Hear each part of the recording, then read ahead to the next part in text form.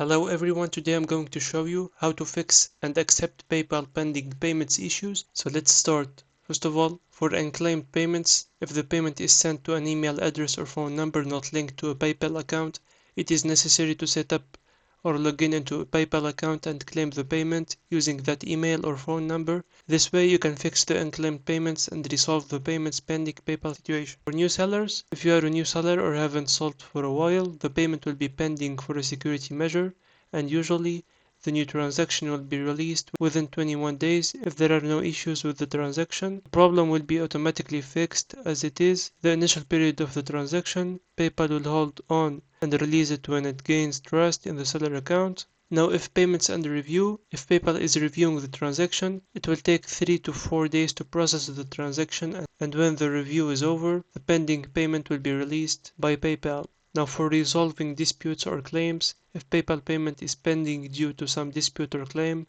try to solve the issue as soon as possible so that the payment will be released when the dispute or claim is solved. If you find this video is helpful, make sure to like and subscribe, and see you on the next one.